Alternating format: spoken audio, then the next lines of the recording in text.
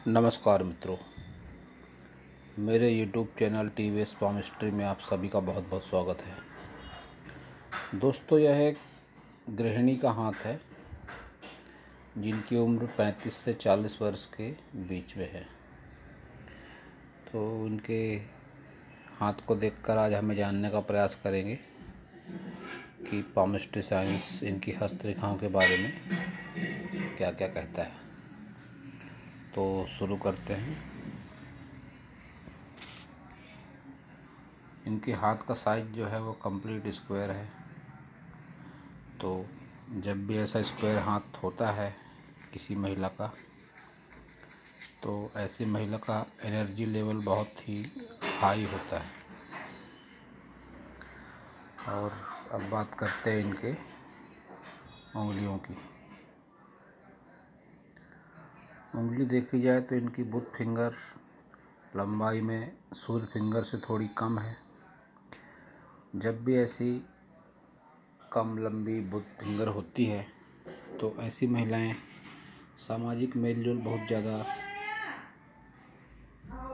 पसंद नहीं करती हैं और लोगों से बहुत ज़्यादा मेलजोल इन्हें पसंद नहीं होता। साथ ही अक्सर देखा गया है कि घरेलू जीवन में भी इनकी समस्याएं रहती हैं। और अगर सूर्य फिंगर की बात करें तो इसकी मोटाई के साथ ही लंबाई भी काफ़ी अच्छी है। लंबाई गुरु फिंगर से भी ज़्यादा है। तो जब ऐसी ज़्यादा लंबाई होती है सूर्य फिंगर की, तो ऐसी महिलाएं बहुत ही साहसी और हिम्मती स्वभाव की हो जाती हैं। अपने मन मर्जी की मालिक होती हैं। किसी के बंधन में रहकर कार्य करना या किसी की बहुत ज़्यादा बातें सुनना ऐसी महिलाओं को कभी भी पसंद नहीं आता। और अगर ये गैप की बात करें उंगलियों में, तो यह गैप जब भी आती है उंगलियों में तो यह पारिवारिक मनमुटाव और थोड़े गुस्सैल स्वभाव की भी दिखाती है।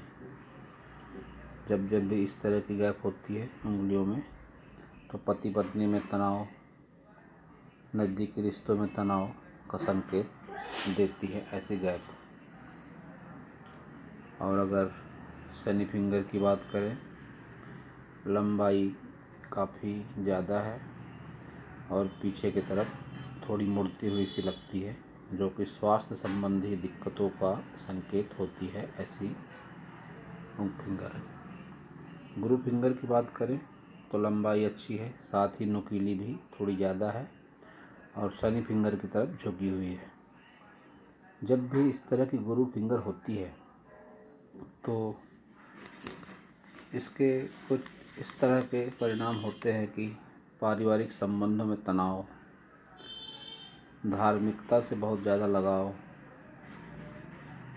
और मन में असंतुष्टि, जो सेटिस्फेक्शन लेवल होता है उसमें थोड़ी कमी देखने को मिलती है जब भी इस तरह की गुरु फिंगर होती है। और अंगूठे की बात करें, अंगूठा बहुत हद तक सीधा कहा जा सकता है। पहला पोर इच्छा शक्ति को लेकर देखा जाता है तो इच्छा शक्ति की बेहद कमी है। आड़ी लाइनें जब भी ऐसी आ जाती हैं तो इच्छा शक्ति को घटाने का काम करती हैं ये लाइनें। तर्क शक्ति भी बेहद कमज़ोर है। किसी की बात समझ नहीं पाते, किसी को समझा नहीं पाते ऐसे लोग अपनी बातों को। संतान सुख और परिवार सुख की बात करें तो उसमें भी कमी का संकेत अंगूठा देता है इनके। और अब बात करते हैं इनके सभी पर्वतों की। तो यह बुध पर्वत है, इसका उभार अच्छा है, लेकिन यह डॉट जब भी आता है तो बीमारियों के योग बताता है। और ऐसा पर्वत जब भी उभार होकर सूर्य पर्वत की तरफ बढ़ता हुआ होता है तो यह स्वभाव में थोड़ा चिड़चिड़ापन भी लाता है। सूर्य पर्वत की बात करें तो सूर्य पर्वत दबा हुआ है, उस पर भी यह डॉट का निशान है, जो कि उचित समय पर यश मान सम्मान नहीं देता, साथ ही मन में बहुत ही उग्रता भी लाता है। शनि पर्वत की बात करें तो शनि और गुरु में दोनों काफ़ी उभार है इनके पर्वतों पर। जब भी शनि पर्वत और गुरु पर्वत में उभार होता है, यह भी स्वभाव में गुस्सा देता है। बहुत ही तुनक मिजाज टाइप के होते हैं ऐसे लोग, पुरुष हो या महिला हो, दोनों पर यह बात लागू होती है। और अब अगर इनके मंगल पर्वत की बात करें तो मंगल पर्वत इनका बहुत ज़्यादा उभार है। मंगल पर्वत पर जब भी ऐसा उभार होता है, एक तो मंगल पर्वत का उभार बहुत ज़्यादा अच्छा नहीं माना जाता है। उभार होने चाहिए, लेकिन जो हिसाब से ये एकदम फुटबॉल की तरह फूला हुआ है, ऐसा उभार घातक होता है। बहुत ज़्यादा गुस्सा दिलाता है, स्वभाव में बहुत ज़्यादा उग्रता आ जाती है और कई बार भाषा शैली भी असभ्य हो जाती है ऐसे लोगों की, जो कि किसी से मेल मिलाप में भी बाधा का काम करती है। और अगर चंद्र पर्वत की बात करें, इनके चंद्र पर्वत भी इनका दूषित माना जाएगा। उभार बहुत ज़्यादा नहीं है, ये डॉट के निशान और कुछ पतली रेखाएं जो कि पर्वत की नकारात्मकता को बढ़ावा देती है। और अगर शुक्र पर्वत की बात करें इनके, तो बहुत ही कम स्थान घेरता है शुक्र पर्वत इनका, जो कि बहुत ज़्यादा सुख सुविधाएं जीवन में नहीं आ पाती। और साथ ही शुक्र पर्वत को पूरी तरह से राहु रेखाओं ने जीवन के अंत तक घेर रखा है। तो ऐसे में होता क्या है, व्यक्ति जिसके भी हाथ में इस तरह की राहु रेखाएं होती है, जीवन के अंत तक वह समस्याओं से जूझता रहता है। तन की समस्याएं, मन की समस्याएं, धन की समस्याएं। तो अब बात करते हैं इनके सभी प्रमुख लाइनों की। तो देखते हैं सबसे पहले इनकी हार्ट लाइन। इनकी हार्ट लाइन, हृदय रेखा बिल्कुल सीधी होकर चलती है और गुरु पर्वत की ओर बढ़ने का संकेत देती है। जब भी ऐसी लाइन होती है सीधी, तो ऐसे लोग बहुत संतुलित मानसिकता के होते हैं। बहुत ज़्यादा प्रेम भाव ऐसे लोगों के मन में नहीं होता, भावनाओं में थोड़ी कमी भी देखी जाती है। लेकिन यह ब्रांच जब भी निकलकर गुरु पर्वत की तरफ देखती है, तो ऐसे लोग धार्मिक हो जाते हैं और कहीं ना कहीं एक परोपकार की भावना भी होती है। मन से ये लोग बुरे नहीं होते, लेकिन परिस्थितियाँ कुछ ऐसी बनती है कि ना चाह कर भी ये अनचाहा व्यवहार लोगों से करते हैं। और इस सिंबल को विष्णु चिन्ह कहा जाता है। भगवान को ऐसे लोग प्रिय होते हैं। ये इनके हाथ का एक प्लस पॉइंट माना जाएगा। नकारात्मकता तो थोड़ी ज़्यादा है इनके हाथ में, लेकिन ये चिन्ह नकारात्मकता को कम करने का कार्य भी करता है। इनकी हार्ट लाइन के बारे में और अगर कहा जाए तो इनकी हार्ट लाइन शुरू से अंत तक बहुत ही इनके मन में मानसिक दबाव है। मानसिक दबाव इस कदर तक ज़्यादा है कि उसका असर इनके मस्तिष्क रेखा और जीवन रेखा पर भी पड़ता हुआ दिखाई देता है। इस तरह से मोटी होकर जब भी रेखा चलती है, यह अच्छी नहीं मानी जाती। यह स्वास्थ्य संबंधी दिक्कतों को दिखाती है इस तरह की रेखा। और भी अगर इनके हाथ को देखा जाए तो यह जो इस तरह से लाइन ऊपर जाती है, तो यह इस बात का संकेत होती है कि इनके पास जीवन साथी को चुनने के विकल्प मौजूद होते हैं एक उम्र में, लेकिन पारिवारिक दबाव और कैरियर की मजबूरी के चलते यह पसंद नापसंद के बीच में अंतर्द्वंद इनके मन में चलता रहता है, जिससे कई बार ये लोग गलत निर्णय भी ले लेते हैं और इन्हें वैवाहिक समस्याओं का सामना करना पड़ता है। और भी अगर बात करें जाए इनके विवाह रेखा की, तो यह विवाह रेखा इस तरह की अक्सर प्राणघातक होती है। जब भी ऐसा फोर्क बनता है विवाह रेखा में, तो जीवन साथी से अनबन का संकेत देती है इस तरह की रेखा। साथ ही कई बार मैंने प्राणघातक शब्द का यूज इसलिए किया कि कई बार ऐसे लोग आत्महत्या तक की कोशिश भी कर लेते हैं या मरने मारने पर भी उतारू हो जाते हैं। तो यह एक बहुत नकारात्मक चिन्ह है इनके हाथों में।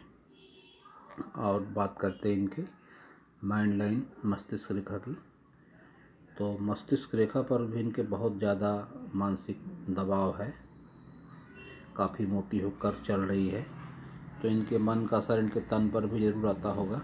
जैसे इनकी तरफ से मुझे बताया गया है कि इनकी हेल्थ हमेशा, स्वास्थ्य इनका ख़राब रहता है। जो इनकी हृदय रेखा, इनकी मस्तिष्क रेखा और इनकी जीवन रेखा से साफ दिखाई पड़ता है। इस तरह की रेखा जब भी मोटी होकर चलती है, यह खराब स्वास्थ्य का संकेत होती है। साथ ही इनकी मस्तिष्क रेखा की एक ब्रांच चंद्र पर्वत की तरफ भी जा रही है।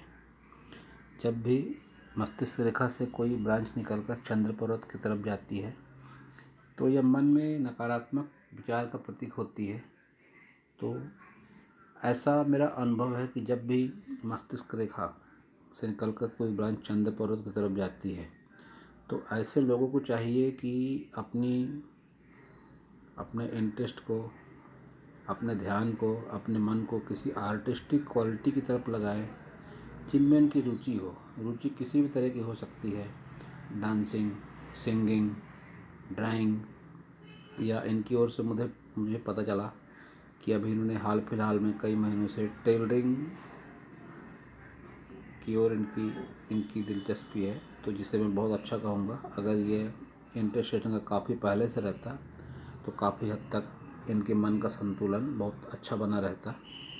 अगर ये टेलरिंग से जुड़ी हुई है तो मैं यही कहूँगा इसे लंबे समय तक जुड़े रहें। यह बहुत ही सकारात्मक होगा आपकी सभी रेखाओं के लिए और आपके भविष्य के लिए। और अब बात करते हैं इनके जीवन रेखा की। जीवन रेखा पर भी इनके काफ़ी दबाव है, और जिस तरह से एक मीडियम जीवन रेखा है इनकी, तो इनकी आयु 55-60 वर्ष कही जा सकती है।